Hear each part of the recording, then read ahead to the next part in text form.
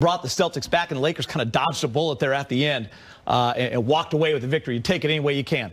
Yeah, I'll take any win over the Celtics. It was a good game. The Celtics are a really good team. It was another preview of what could be in the playoffs, maybe in the finals. Tatum is an exceptional player. He is to Boston what LeBron is to us, a shot maker, guy you can depend on.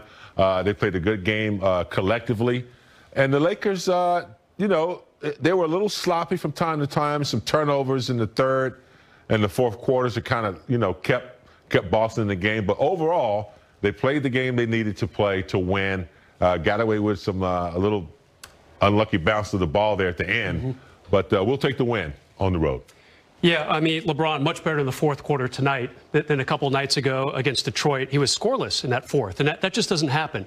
And tonight, much better. Unfortunate turnover towards the end for LeBron. But the two guys I want to highlight are two of the guys that Rob Pelinka during the offseason said, we want these two guys on our team. Schroeder, nice game tonight, 7 assists, the big three-point play the hard way in the final couple minutes. I thought Montrezl Harrell was all over this game. 8 for 10. 8 for 10. He had a bunch of steals and blocks. He was the energy tonight on a team that needed it, coming off a 2-game losing streak. Big offseason acquisitions, and they paid dividends in a big way tonight. After another poor third quarter from the Lakers, Boston took a 7-point lead. The Lakers flipped that into a 7-point lead late in that fourth quarter. I want to show you down the stretch what happened with the Lakers clinging to a 1-point lead. Big game, James. And they go to AD, and you're just going to see good Boston Celtics defense here. The strip by Kemba Walker. And look at this, Jaylen Brown and Caruso. Brown, a little more physical, gets it. Big game. You were saying if you're the Celtics, you have to get that ball to Tatum. Well, there's only 3 seconds left. Brown's a good player, but, the guy who is a shot maker who had hit the big shot right before that was Tatum. And I think, with that much time left, when Caruso didn't get the steal, I think I might have looked for Tatum coming down. But, hey, Boston's a good team. They don't really look for a particular player. That's not the way Stevens coaches them. They do a good job as a team. So that was a good look he had. Can't fault him for that. Just Lakers got the lucky bounce. Yeah, pretty wild last possession. I mean, someone get the ball and just grab it and shoot it. I mean, it was crazy down the stretch. Kemba was not having a good night. So that's definitely the guy you wanted shooting the ball if you were the Lakers. At one point, he was 1 for 9, I believe. I don't know what he finished on the night. He got a good little look. He kind of pulled back and got Schroeder away from him. It didn't happen. The big news for the Lakers, though, I thought in the third quarter, it was Boston, their unheralded guys who were doing the big things. Daniel Tice, Robert Williams. Those are the guys who are making the plays. And, of course, Jaylen and Tatum did their stuff, too. The Lakers didn't have a counter for that until that fourth quarter. Trez and Schroeder started doing their thing, kind of creating a little distance for the Lakers. You mentioned Kemba Walker getting that last shot. It brought me back to the shot the other night from Philly in that same exact spot that, beat the Lakers. But Kemba just 1 for 12 in this game. Night. So I want to show you some fourth quarter numbers, guys. Tobias Harris that's who hit the shot for the Philadelphia 76ers. 25-17. 7 turnovers. That's the key. By the Lakers. The Lakers actually had 2 turnovers in that fourth quarter, and they were both late. One by LeBron falling and losing the ball out of bounds, and then the one at AD late there in the quarter. So the Lakers did a really nice job until the very end, last minute of the game. It got a little chaotic there. What a turnaround from, again, the Detroit game. They gave up a lot of points to a not very good offense in Detroit. The fourth quarter really kind of erased whatever happened 2 days ago. 7 turnovers. That's an amazing number to force against a very good offensive team, a very precise offensive team like the Boston Celtics. LeBron definitely better tonight down the stretch. We didn't see the first part of that. Trez actually got the steal, pushed it up court, and here's, of course, Schroeder's three-point play the hard way. For me, that was a big play, James. You needed a bucket, and it was nice to see someone not named LeBron and AD. And if you watch that whole sequence, and you'll see it on the highlights in a little bit, Schroeder called for that ball back. He went, attacked, didn't go, gave it back to LeBron, called for it back. He had the matchup with Tice that he liked, and he took him to the rack and got the and one. It was huge. Yeah, I think Schroeder knows when he can get by someone, particularly if you give it to him in front of the defense where he can see the whole defensive, attack. He's really good at getting those angles. Someone cleared out, and he saw that right and got the and one. It was a nice play. We needed him. Kind of nice to have a that. great fourth quarter again, James. Kind of got away from the Lakers the last couple of games, really. They stayed in there. Since the Bucks game, right? They stayed in there on both ends of the floor. Good defense, made Boston hit some tough shots. And then offensively, they found the guys they were supposed to. AD, some good shots. LeBron with the 3 down the stretch. And then, of course, Schroeder getting what he does. And then, Montrez, as you mentioned, active, big buckets down the stretch. We hope Marcus Smart is okay. We're hearing strained calf. There was rumors of the Achilles, but strained calf. That's good news for them. All right, let's get you to the highlight. I do. It's always exciting, right? You know what time it is, Brez? Tell us, James.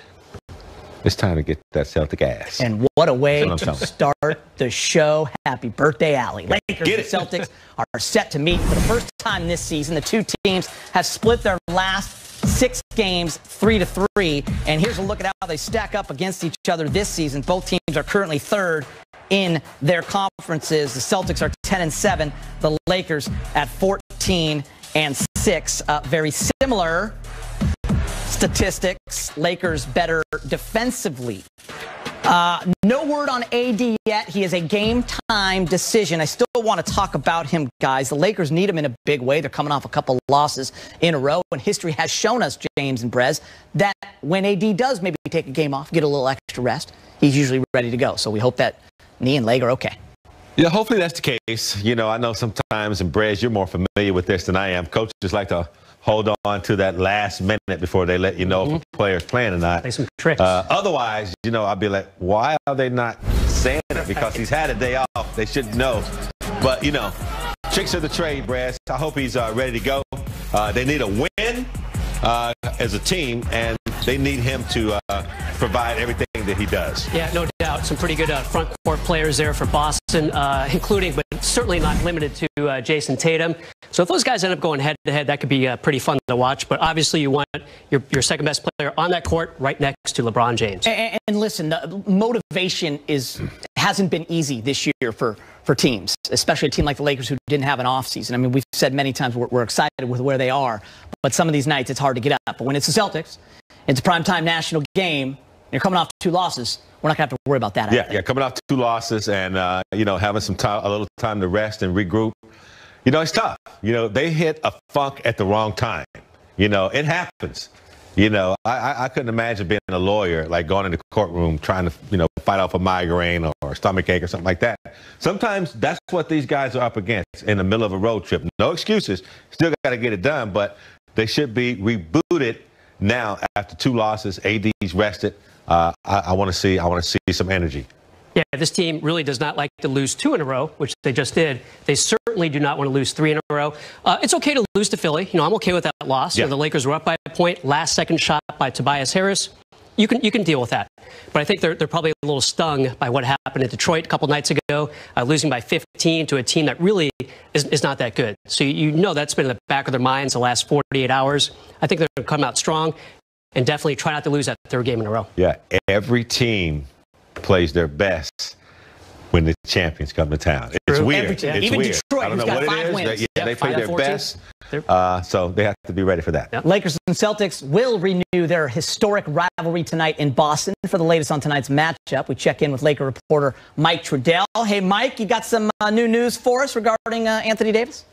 Yeah, guys, he is in to start the game, so that's certainly good news for the Lakers after the 1 game with the thigh bruise. He went out there and looked pretty good in warm-ups, and, yep, he's starting the game. So when the sound here, you're going to hear me ask about AD, and Frank Vogel at this point didn't yet know that. So just now we have the information that is good. He is starting. Then we move on to talk about Tatum and Brown and some other things about this matchup. So here's the head coach a couple moments ago.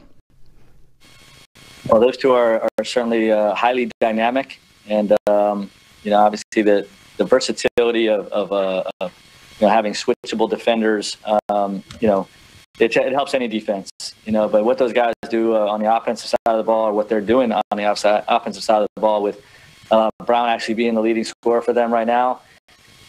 We know what Tatum can do. It's a thunder and lightning type of thing. And, they got a lot of other firepower too. So this team's a legitimate contender to win the East. And, they haven't really been at full strength yet this year, so I think only 1 game where they've had everybody at full strength. So this will be another test for them. or our first look at them.